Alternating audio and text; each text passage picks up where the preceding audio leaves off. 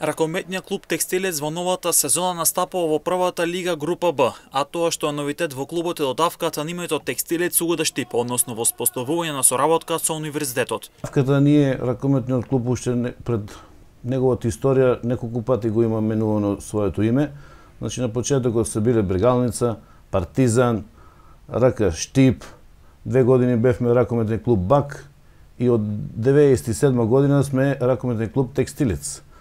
И оваа година дојде на соработка со Универзитетот Гоце Делчев и така го додадовме префиксот Универзитет Гоце Делчев на ракометниот клуб Текстилец и се надевам на една добра соработка.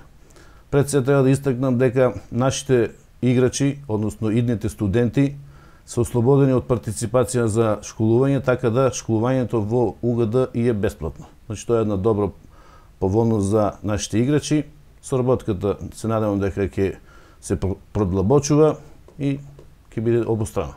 Штипскиот ракометен клуб е посветен на градењето на младински погоди на производ на своји играчи од младинските категории. Ракометниот клуб Текстилец минатата година се надпреваруваше во пионерска категорија.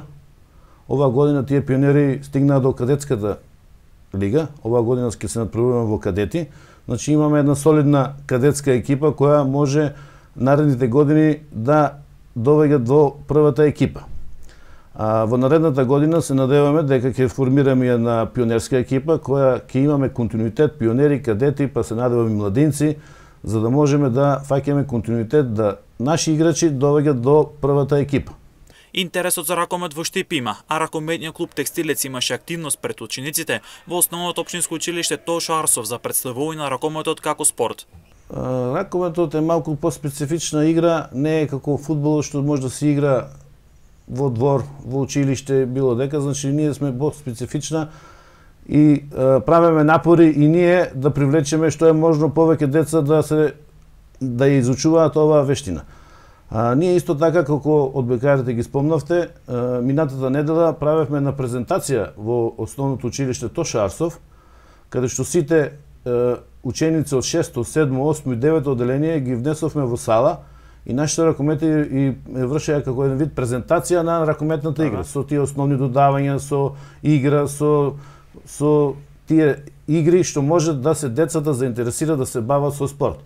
Имаме некоја заинтересираност од младите од оваа презентација, ќе треба малку повеќе работа за да дојдат до клубот и да почнат да тренираат, да се занимаваат со спорт. Росторот на играчи е послаб, но клубот сака нивните млади играчи да напредуваат и следната сезона да се атакува на место во плейофот, но борба за плейоф ќе има и оваа сезона.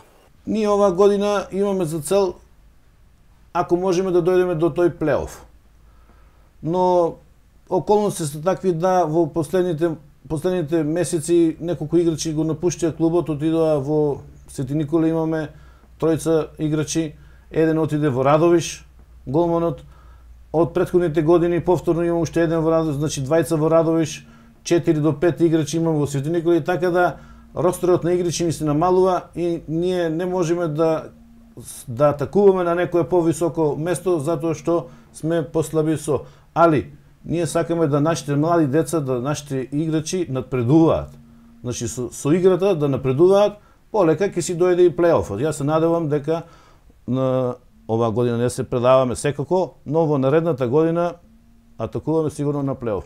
Првопласираниот тим од првата лига директно патува во Суперлигата, а пак втората екипа игра бара со претпоследната екипа од Суперлигата.